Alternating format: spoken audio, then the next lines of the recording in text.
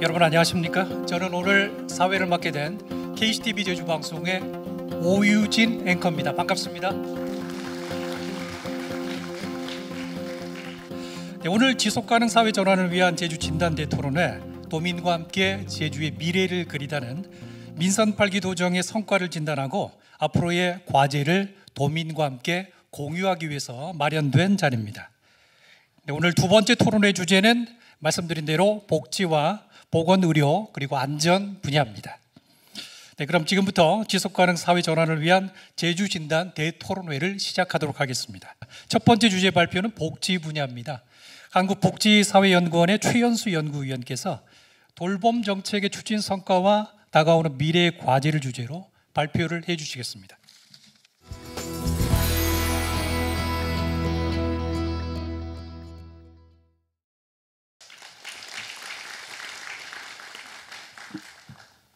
제주가치 돌봄 시행 성과와 발전 과제를 크게 네 가지로 좀 나눠봤는데요. 먼저 이용자와 관련된 부분은 앞서 말씀해 주신 것처럼 8월 말 기준으로 10,000명을 넘어섰습니다. 단순 수치는 1만 명에 불과한다고 보실 수도 있지만 실제로 가족, 이웃 모두 포함하면 수만 명을 훨씬 넘을 거라고 생각하고 거기에 돌봄 공백과 부담을 포함한 시간적, 경제적, 공간적 여러 가지 그러한 부담들을 생각하면 경제적 가치와 사회적 파급 효과는 더욱 클 거라고 생각되고요. 제주가치 돌봄 때문에 어쩌면 육지에 나가 있는 도 출신 많은 분들께서 마음 편하게 계실 수 있지 않을까 생각합니다.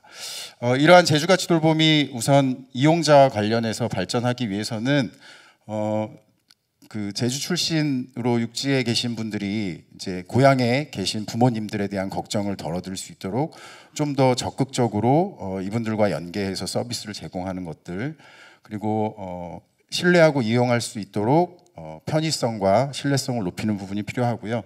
저는 장기적으로 제주의 자연환경과 연계해서 노후를 보내고 싶은, 바로 제주가치 돌봄과 더불어서 노후를 보내고 싶은 대표적인 돌봄 브랜드로 발전시키면 좋겠다라고 생각하고, 저희 부모님도 지금 돌봄이 필요한 대상자이신데 제주에 와서 돌봄을 받으시면 어떨까라는 생각을 하게 됩니다.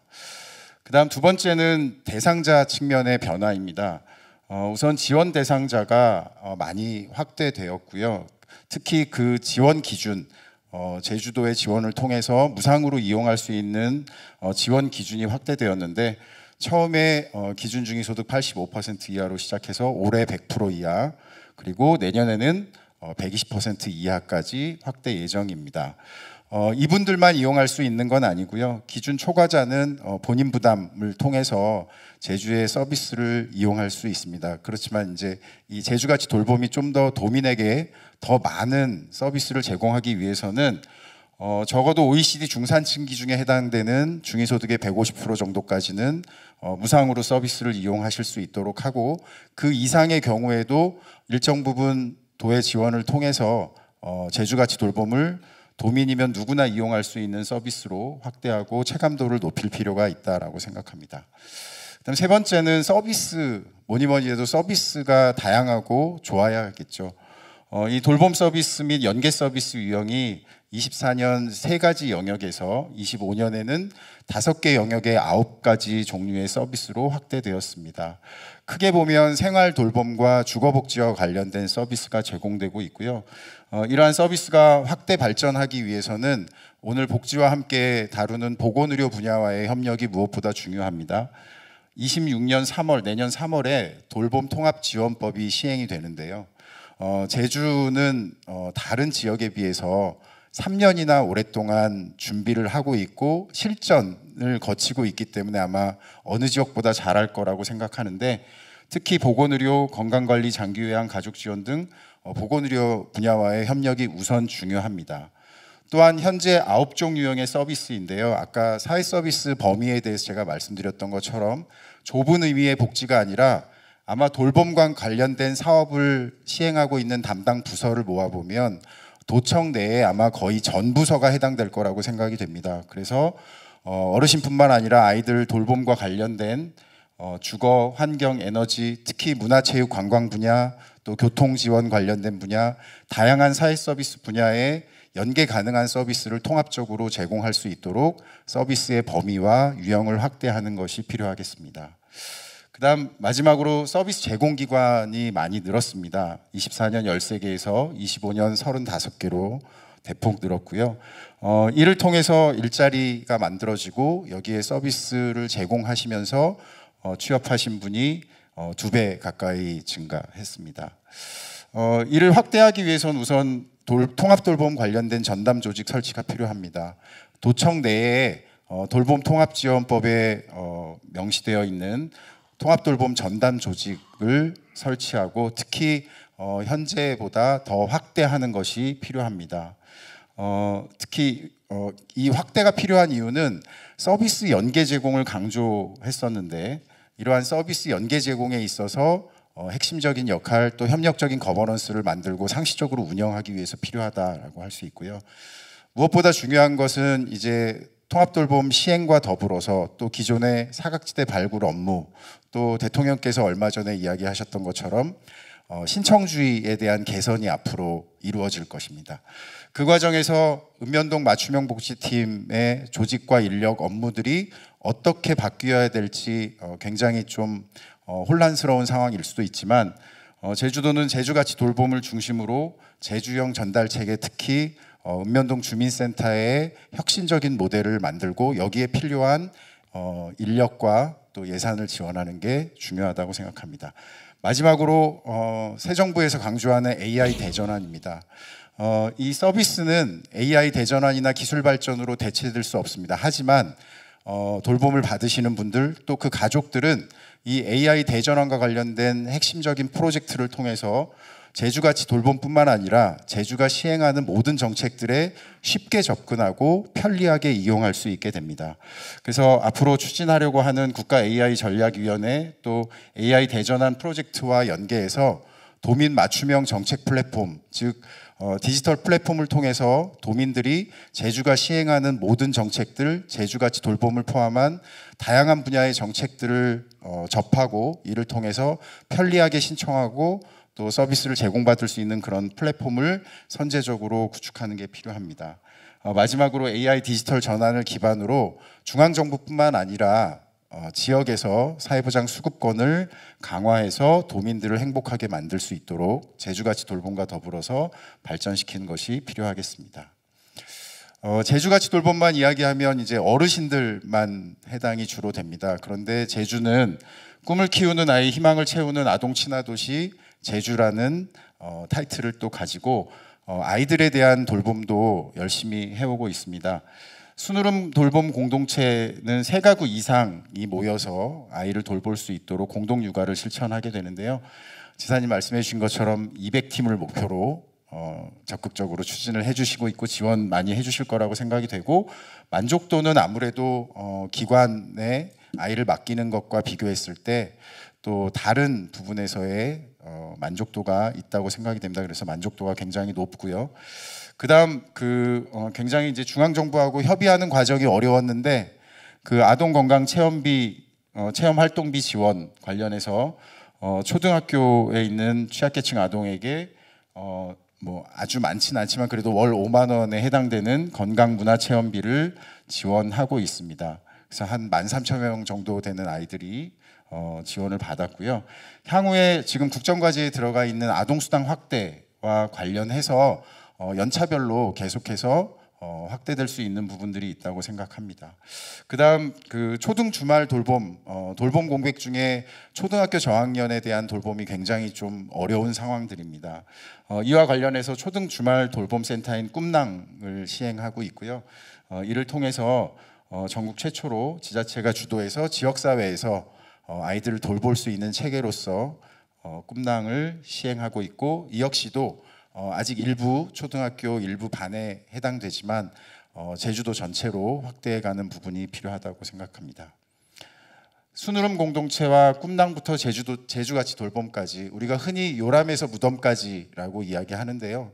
태어나서 죽을 때까지 아마 돌봄의 문제는 끊임없이 본인과 가족들에게 굉장히 어려운 이슈일 겁니다.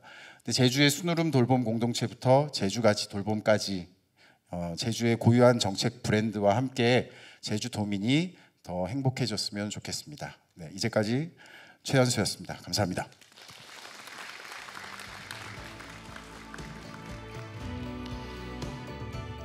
네, 수고하신 최연수 위원께 다시 한번 큰 박수 부탁드리겠습니다.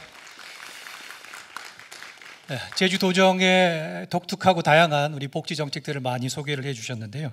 특히 제주의 통합 돌봄 정책이 정말 촘촘한 복지, 사각지대 없는 사회 안전망으로서 전국의 모범이 되는 그런 모델로서 다 따라올 수밖에 없는 그런 모델로서 뿌리 내릴 수 있기를 그렇게 기대를 해보겠습니다. 네, 다음은 보건의료 분야입니다. 서울대학교 의과대학의 오주환 교수께서 제주가 이끄는 보건의료 혁신을 주제로 발표를 해주시겠습니다.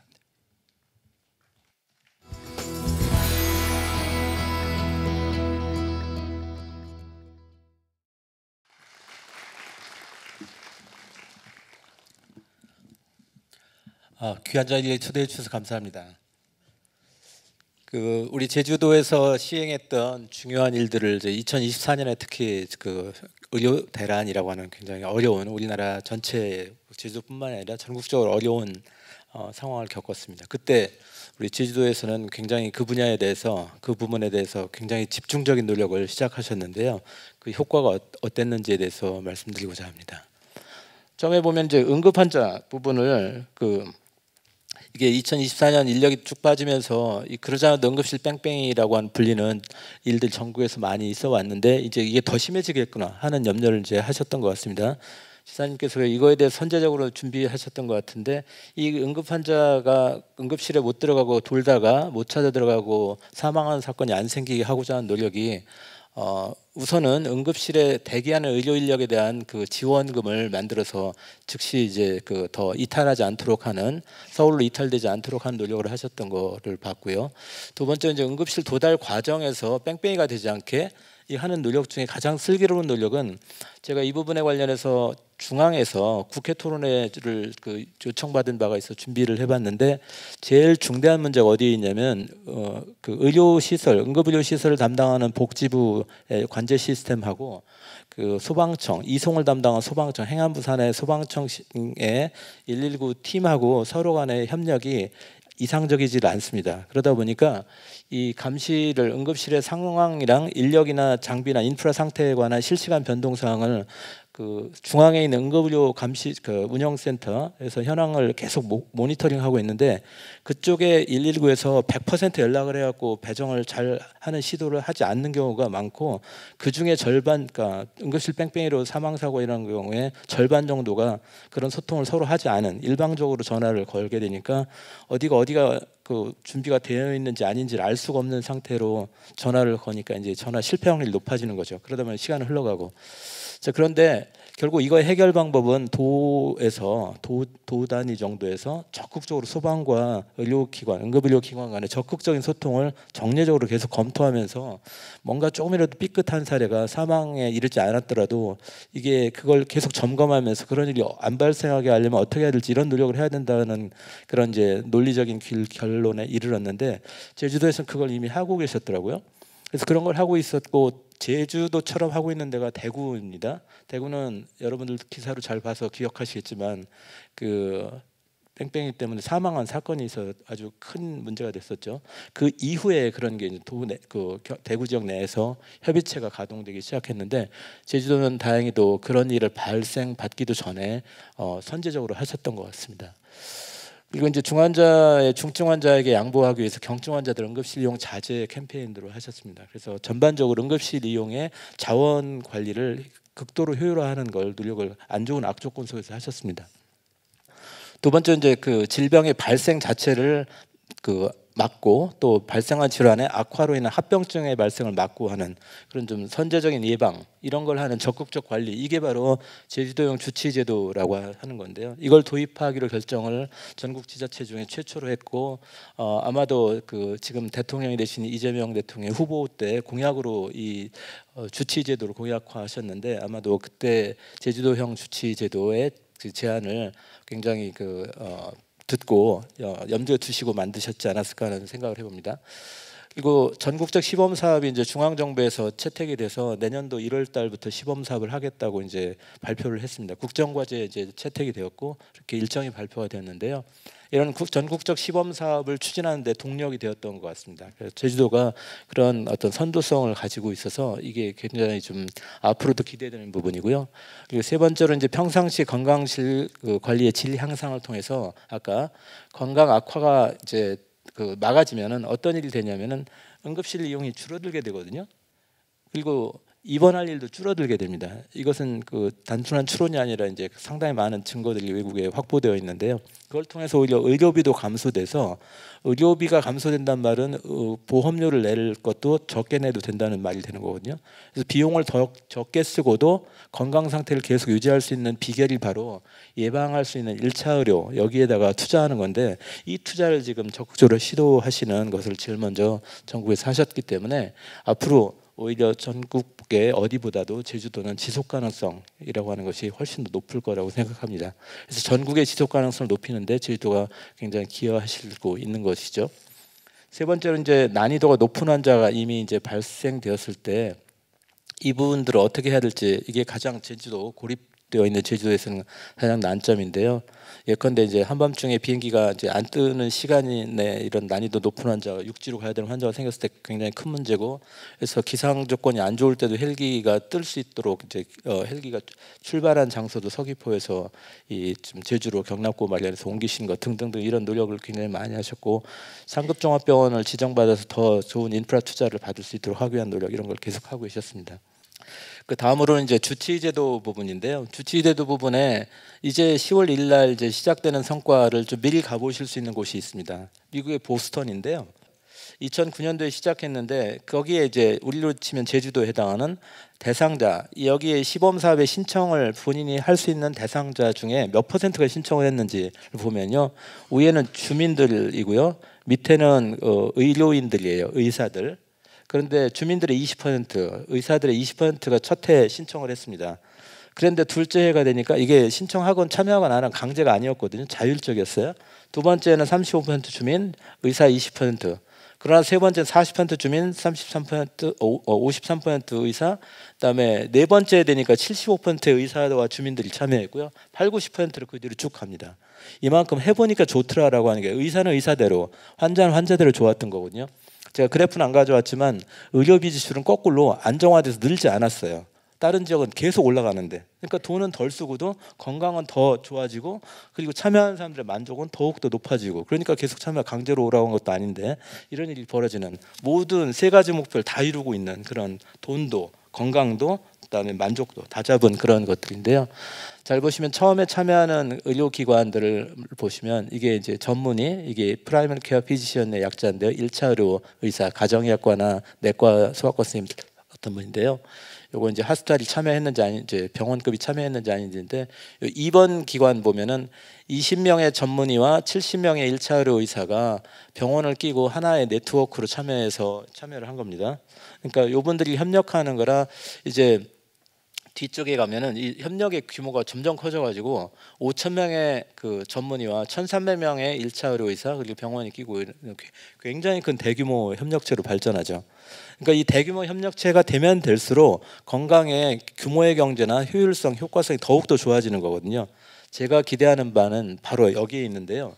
지금 주치의제도의 시작은 의원급으로부터 시작하지만 제가 기사를 통해서나 그리고 제가 운영위원으로 초대해 주셔가지고 운영위원이 돼서 자료를 보니까 이제 벌써 병원급에 있는 원장 선생님들을 하고 다 협력 체계를 잘 갖추고 계시던데, 이미 응급 체계 협력에서 이미 성과를 보여주셨지 않습니까?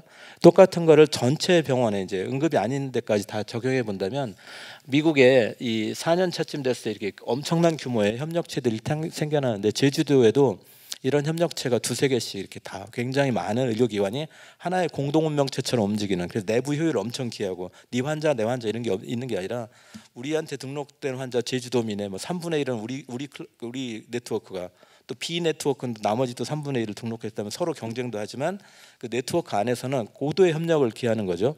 그래서 이런 협력이 잘 이루어질 텐데 우리나라 관료들의 인터뷰를 보면은요, 요거를 이제 우리나라 말로 하면 ACO라고 그 하는 영어 표현에 그대로 풀로 읽으면 Accountable Care Organization, 책임지는 의료 조직 이런 뜻인데요. 이걸 담당하는 게 이제 우리 KACO라고 하는 그런 아젠다가 있는데 보건부의 이 담당 관료가 인터뷰한 걸 보면 이게 중앙에서 강제로 정해서 해주면 의료기관들이 자발적으로 협력하는 것을 해낼 수 있는데 쉽지 않을 것이다.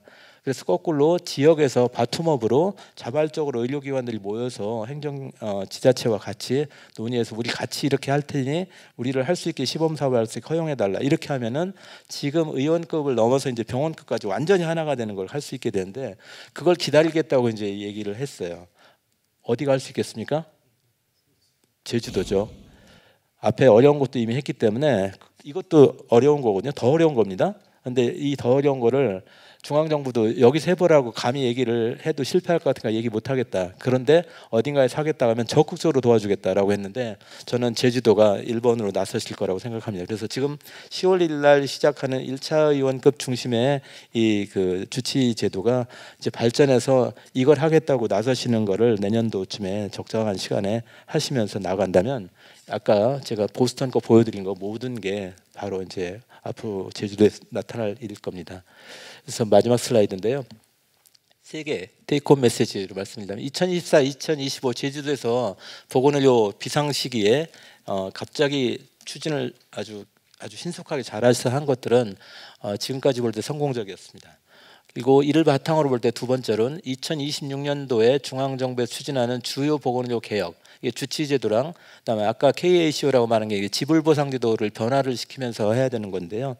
이제 그거를 잘 할 수 있도록 하는 거를 제주도가 바텀업 방식으로 전국적 개혁의 성공을 처음으로 먼저 시범을 보여줄 수 있는 첫 그런 주자로 나설 수 있을 것을 기대할 만합니다. 그다음 세 번째로는 제주도민의 건강 향상의 경험이 단지 제주도민의 그 이익으로 끝나는 게 아니라 전 국민의 건강 향상으로 이어질 수 있는, 그래서 이런 선도적인 역할을 하는 선순환을 이끄는 그런 주체가 되실 것을 기대합니다. 이런 큰 기대를 할 수 있는 그런 그 자료를 검토할 수 있어서 아주 즐거웠는데 오늘 발표까지 하게 돼서 오늘 감사합니다. 고맙습니다.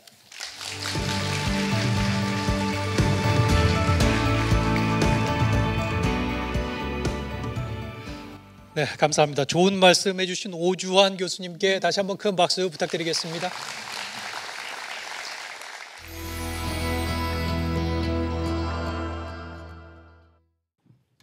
자, 이제 본격적으로 플로어에 계신 여러분들과 질의응답을 하겠는데요. 오늘 주제는 여러분들 잘 아시겠지만 복지, 보건의료 그리고 안전 분야입니다. 도민의 건강과 이제 안전을 책임지고 계신 다양한 전문가들과 현장 활동가들 분께서 오늘 저희와 자리를 함께하고 계시는데요. 평소 궁금했던 점이나 또 건의할 사항 그리고 주제 발표를 들으시면서 궁금한 점 이런 것들을 손을 들어서 질문을 해주시면 감사하겠습니다. 네, 가운데 계신 분. 네, 안녕하십니까. 한국장애인복지관협회 제주도협회 고경희라고 합니다. 최근에 복지계의 가장 관심사는 돌봄 영역이라고 생각을 하는데요. 내년 3월부터 돌봄 통합지원법이 시행이 되면 구체적으로 어떤 것들이 바뀌게 되는지, 그리고 내년 3월이 시행인데 지금 현재까지 준비 사항은 어떠한지 최원수 연구위원님께 여쭙고 싶습니다. 도에서 준비하고 계신 사항은 지사님께서 말씀해 주실 거고요. 제가 뭐 복지부를 대신해서 말씀드리는 건 아닌데 내년 그 돌봄 통합지원법 시행과 관련해서 제주도가 그래도 준비를 잘 해왔던 부분이 있기 때문에 그 부분을 좀 강조해서 말씀드리고 싶습니다. 지금 2018년도에 커뮤니티 케어로 시작된 시범 사업이 진행될 때는 지금의 제주도가 추진하는 제주가치 돌봄과 좀 더 유사한 방식으로 진행이 됐었는데요.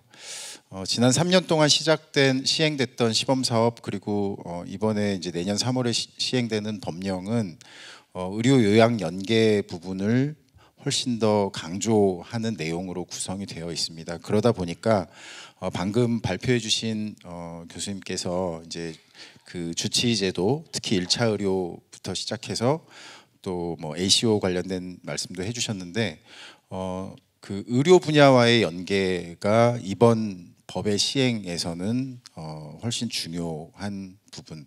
이제 그러다 보니까 제가 알기로는 도에서는 기존에 이제 지난 3년 동안 준비해 왔던 제주가치 돌봄을 중심으로 해서 이제 의료 분야의 연계, 또 지금 건강주치의제도 시행하시는 것과의 연계 부분에 대해서 앞으로 좀 더 집중적으로 추진하게 되면 지금 정부에서 추진하고자 했던 시범 사업이나 법령의 내용에 좀 더 충실해질 거라고 생각이 되고요.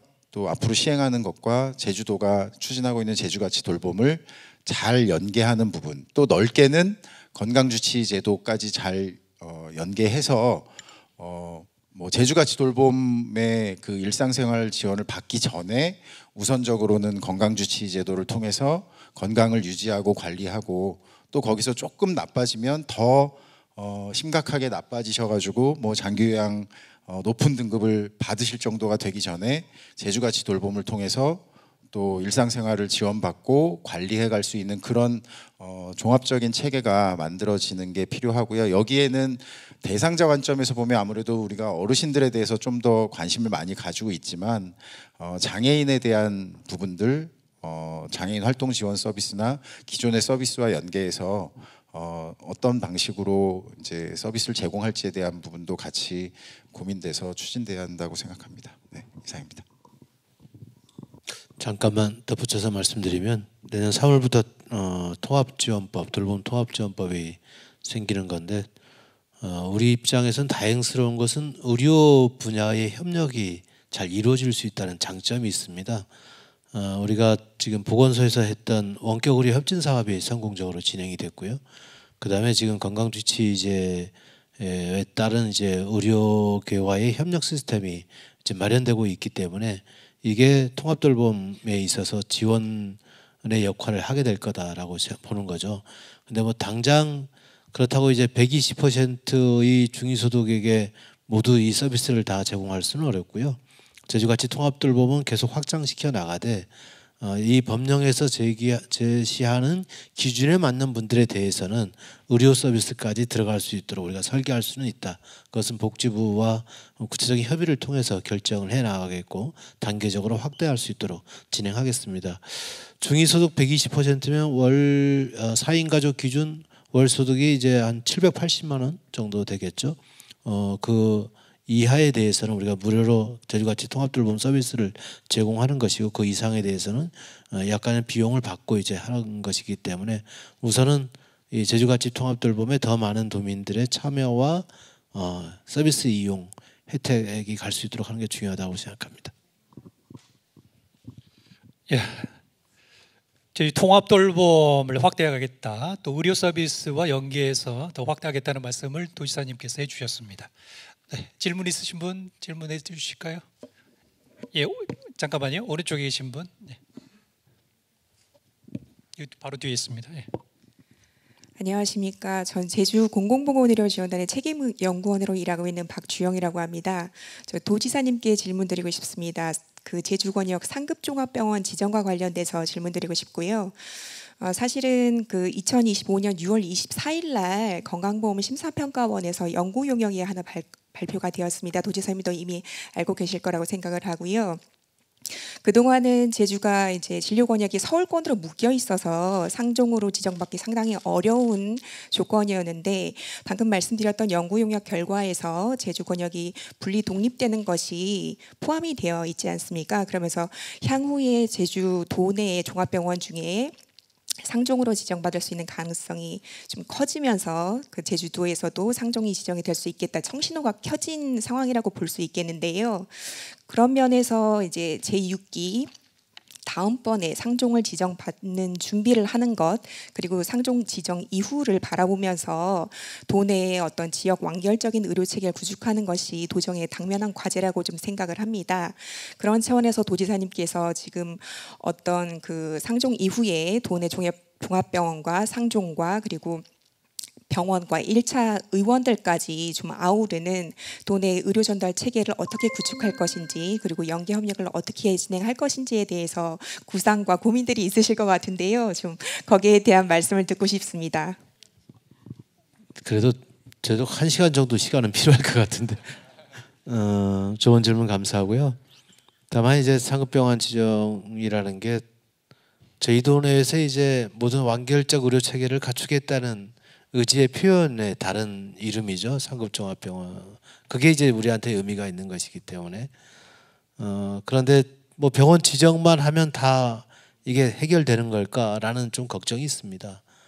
특히 상급병원으로 지정됐을 때 이제 의료 수가의 문제라든가 또 진료비 증가의 문제 뭐 이런 부분, 그 다음에 이제 의료 시설 확충의 문제, 인력 확충의 문제, 이런 게 다 뒤따라오지 않으면 도민들로서는 부담이 오히려 더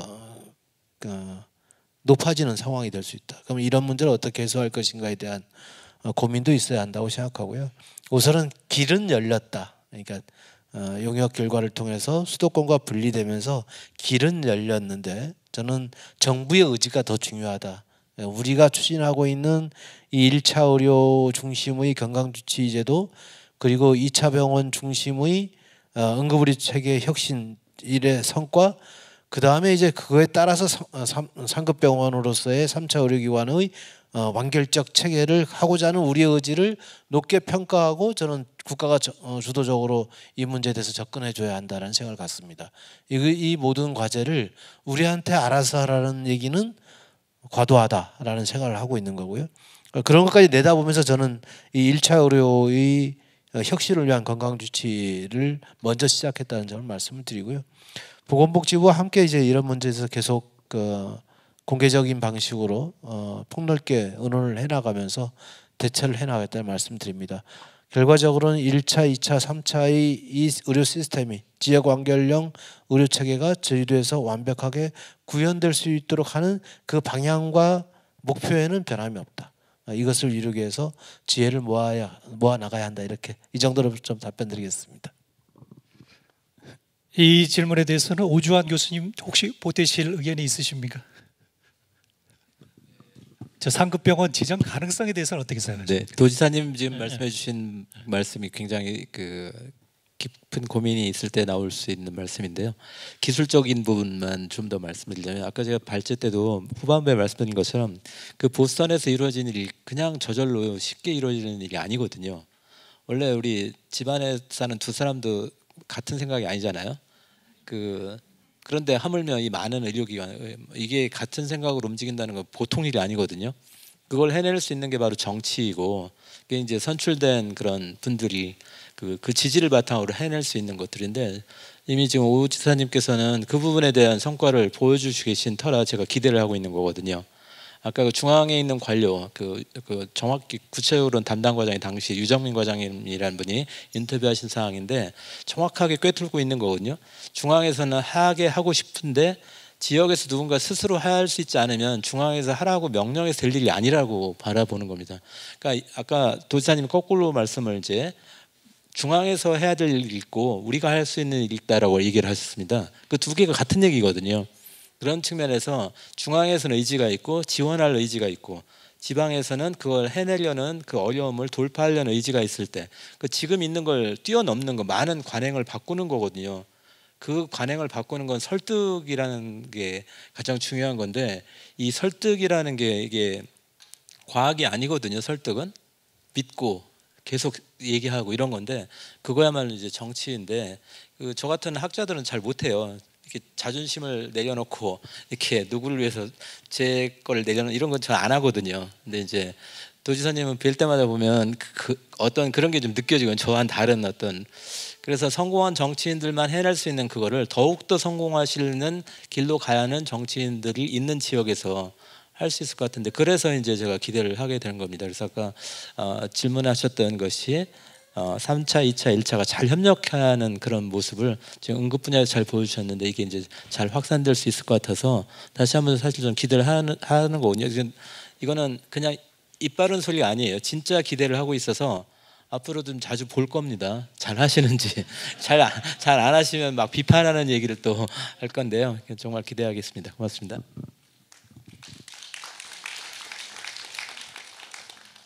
다른 궁금한 점 있으면 손 들고 질문해 주십시오.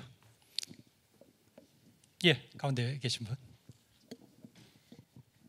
네, 지사님께 질문하겠습니다. 그 돌봄 제주도가 엄청 열심히 하고 있는데요. 어린이집은 이미 돌봄을 아침 7시 반부터 12시간 이상을 하고 있습니다. 그럼에도 불구하고 어린이집이 현장에서 돌봄을 애쓰게 하고 있다는 것을 잘 몰라주는 것 같아요. 너무 잘해서 그런지는 모르겠습니다. 그런데 지금 우리가 어린이집의 아이들을 만 0세부터 학교 가기 전 만 5세까지 아이들을 돌보고 있는데요. 이게 그 보육교사 대 아동 비율이 2005년도에 정해진 그 비율 지금까지 진행되고 있습니다. 그래서 도에서는 그 보육교사 대 그 우선 아래 연령부터라도 그 비율 개선할 의지가 얼마나 있는지, 그리고 도의 방향이 어떠한지 지사님께 질문합니다. 답변 바랍니다.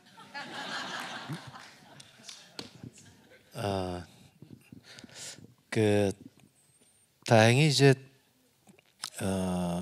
우리 정부에서 이재명 정부에서 국정과제를 마련하는 과정에 지난달에 이제 확정이 됐는데 비율을 개선하는 것을 권고하고 있습니다.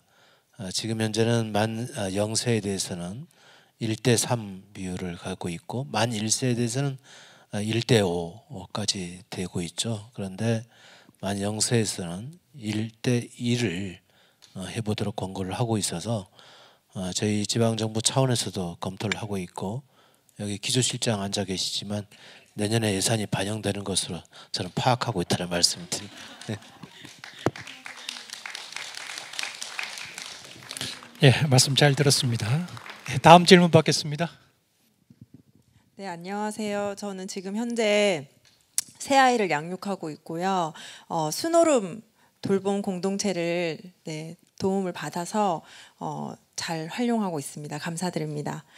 지난번 베이비 왓수다에서 또 인사를 드렸거든요. 그때 정말 또 감사드립니다. 그때 사실 베이비 왓수다에서 저희 친정어머니랑 같이 인사를 드렸었어요. 질문도 함께 드리고 먼저 또 저희 이번에 정책에서 500만 원으로 첫째야 출산 장려금을 또 지원을 올려주셔서 또 한 번 더 감사드립니다.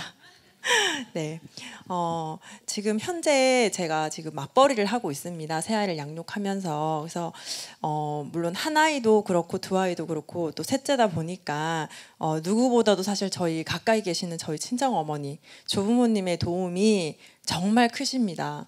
네, 그래서 그런데 이제 다른 지방들은 이렇게 들려오는 소식에 조부모님 돌봄에 대해서 이렇게 좀 정책적으로 도움을 받는다라고 알고 있는데, 현재 제주도는 지금 그게 시행이 되지 않아서 지난번에도 여쭤드렸지만 한 번 더 또 여쭙고 싶어서 이렇게 찾아뵙습니다. 네, 감사드립니다. 좋은 질문 고맙습니다. 네.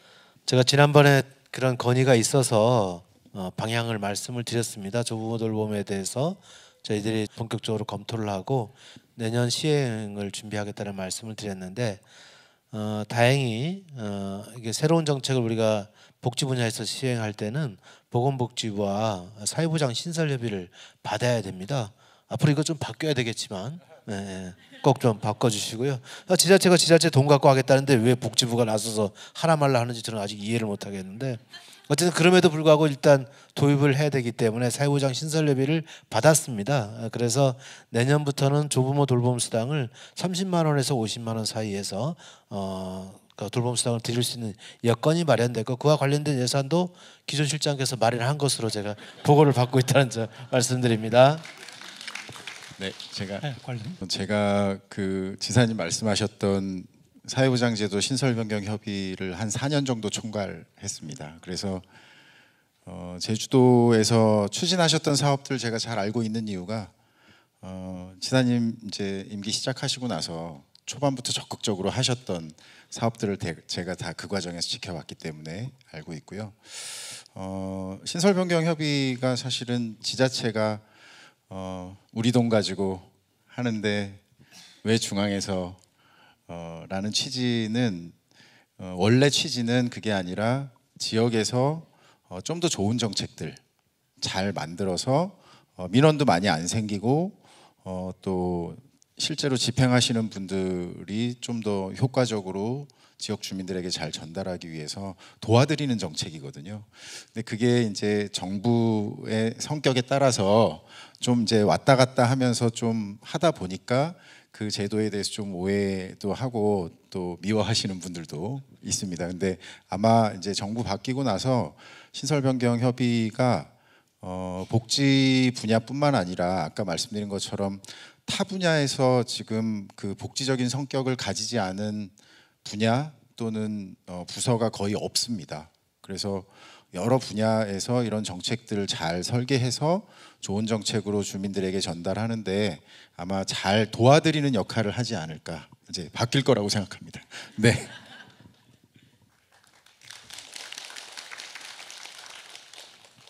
네. 반갑습니다. 제주 특별자치도 제가협회장 양지혜입니다. 저는 에어룹에 살고 있고요. 제주원광 제가노인복센터 센터장을 하고 있습니다. 지금 이제 가치돌봄이니 여러 가지 사업들이 전개되고 있는데 저는 이거를 하나 건의를 드리고 싶어요.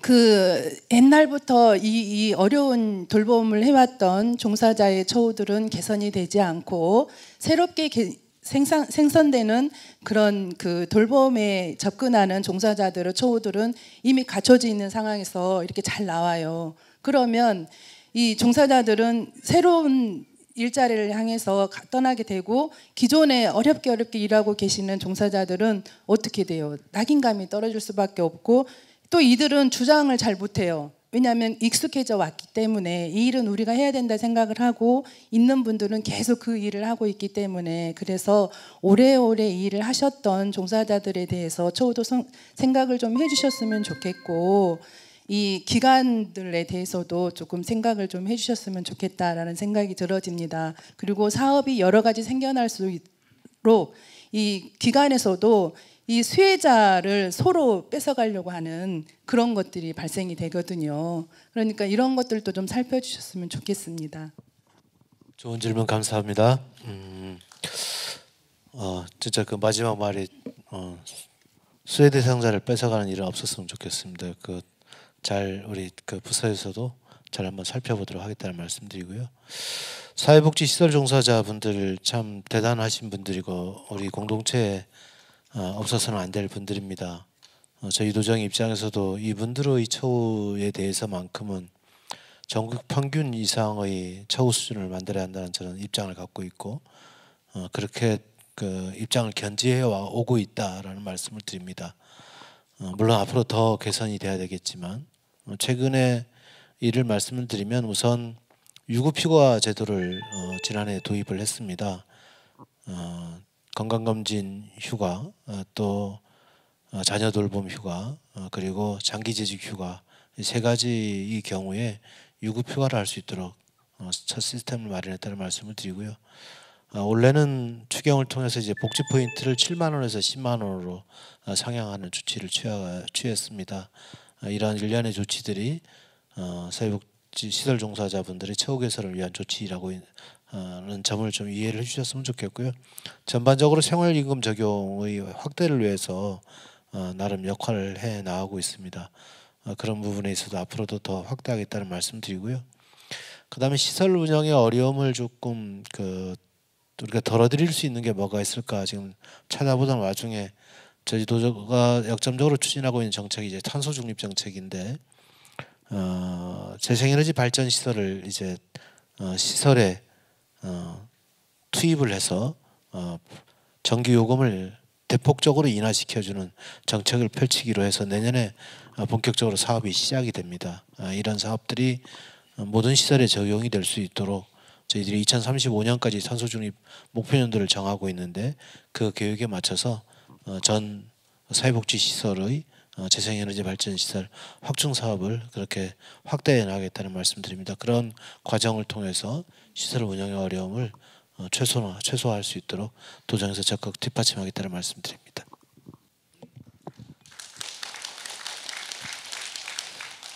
예, 사회복지시설의 현실적인 어려움에 많은 관심을 기울이시겠다고 답변을 해주셨습니다. 또 다음 질문하실 분 손 들어주십시오. 가운데 하실까요? 예. 제주특별자치도 안전문화 추진협의회 위원장을 맡고 있는 김창기입니다.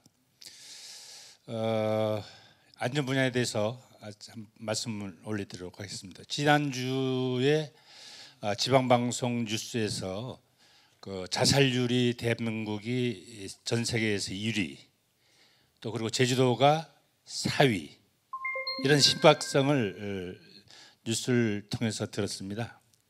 깜짝 놀랐습니다. 자살률이 4위라는 것은 이게 개인적인 이유인지 사회적인 문제인지 이런 문제들을 우리가 해답을 갖고 대안을 제시해야 될 것이 아닌가. 개인이 할 수 없는 거, 사회가 할 수 없는 거 국가가 해야 되는 그런 부분이 있지 않을까 하는 생각을 가져봅니다. 더불어서 제주의 그 안전지수 가운데 범죄 및 생활안전 분야가 지난 10년간 최하위 등급인 5등급에 머물고 있다는 것을 알고 있습니다. 일부 도민들은 제주를 찾는 관광객으로 인한 것으로 생각하기도 합니다만은 이에 대한 지사님이 견해를 듣고 싶습니다. 아울러 범죄와 생활안전 지수 개선을 위한 제주도정의 노력과 추진 상황에 대해서 지사님한 견해를 듣고 싶습니다. 아픈 질문입니다. 저로서도 가장 지표 관리가 안 되는 분야 중에 하나가 이제 자살률인데요. 아까 4위라고 말씀하셨는데 그거는 2023년 기준입니다. 2024년 기준을 보면 더 심각한 상황이라는 점 말씀드리고 싶고요. 뭐 여러 가지 이유에 대해서 저희들이 분석을 해보고 있습니다만은 일단 80대 자살률이 좀 가장 높은 것으로 나와 있습니다. 여기에는 경제적인 이유와 또 지병에 의한 이런 부분들이 있을 수가 있는데 고위험군 관리에 대해서 우리가 좀 더 본격적으로 관리를 했어야 되는데 그런 부분을 좀 놓쳤던 게 아닌가 하는 생각을 좀 해보고 있습니다. 그래서 최근에 저희들이 자살률 30%를 낮추기 위한 대대적인 계획을 세우고 인력 확충과 예산 확충에 돌입했다는 말씀을 드리고 최근에 자살 예방의 날 행사를 하면서 저희 도내의 주요 기관들이 협약을 맺고 같이 협력을 모으기로 했다는 말씀을 드립니다. 우선은 상담 인력에 대한 확충이 가장 필요하고요. 우선 내년에 그와 관련된 상담 인력과 또 센터 운영이 적절하게 진행될 수 있도록 인력과 조직 예산을 확보하겠다는 말씀을 드립니다. 그리고 안전지수와 관련돼서 지금 최하위 등급이 나오고 있는데 5대 범죄 분야에서 좀 좋지 않습니다. 좋지 않은 분야 중에 두 가지인데요. 제주도에 유독 많은 게 저도 처음엔 관광객이 많아서 이러는가 봤더니 자세히 들여다보니까 그게 아니었습니다. 제주도에 좀 고질적인 문화가 있습니다. 첫 번째 이유는 주치폭력입니다. 술을 먹고 가정에서든 사회에서 폭력을 휘두르는 경우가 가라앉지 않고 있습니다. 문화의 문제인지 인식 개선이 시급한 문제이고요. 특히 가정 내 주치폭력도 상당히 심각한 수준이라 아직 관리가 잘 안 되고 있는 점 매우 안타깝게 생각을 합니다. 그리고 의외로 농산물 분야일 수도 있는데 절도가 많은 것으로 계속해서 집계가 되고 있습니다. 이 두 가지를 지금 잡지 못하면서 안전지수 개선을 지금 못하고 있는 상황인데 저희들이 각종 지표 관리를 통해서 안전지수 상향을 위한 노력을 펼치고 있습니다. 이런 부분들이 나오면서 지금 범죄율 발생 빈들은 조금 더 줄어들고 있는 게 보이긴 합니다만은 이게 지표로서 개선되는 데까지는 대략 한 1년 정도가 더 걸릴 것 같습니다. 내년 안전지수 발표에서 지표 계산의 성과가 나올 수 있도록 모든 도정의 역량을 집중하고 있다는 점 말씀드립니다. 네, 말씀 감사합니다. 자살률 예방에 많은 노력을 기울이시겠다 그랬고 또 안전 분야 폭력 문제와 절도 문제가 이렇게 심각합니까? 네, 이 문제 많이 신경 써주시겠다고 답변을 해주셨습니다. 아쉽지만 오늘 토론은 여기서 마무리하도록 하겠습니다. 여러분 열띤 또 질문 참여 감사드리고요. 오늘 나눈 얘기들이 제주도민의 건강과 복지를 한 단계 끌어올리는 밑거름이 될 거라고 분명히 생각을 합니다. 네, 끝으로 마치기 전에 오영훈 지사님으로부터 마무리 말씀 듣고 마치도록 하겠습니다. 오늘 두 분 발표자 선생님들의 이야기 잘 들었고요. 그리고 또 질문 주시는 내용들 보면서 우리 제주 지역 사회가 어떤 방향으로 나아가야 되는지를 되짚어주는 아주 중요한 자리가 되었다라고 생각합니다. 오늘 여러분들께서 주신 말씀 다시 한번 되짚으면서 제주 사회가 한 단계 더 높은 수준의 건강한 사회 그리고 인간으로서의 권리가 보장되는 사회로 어떻게 진화시킬 것인지에 대해서 저 도정의 책임자로서 더 책임감 있게 역할하겠다는 말씀드립니다. 감사합니다. 말씀 감사합니다. 이상으로 지속가능 사회 전환을 위한 제주진단대 토론회 도민과 함께 제주의 미래를 그리다 2차 토론회를 모두 마치도록 하겠습니다. 여러분 고맙습니다.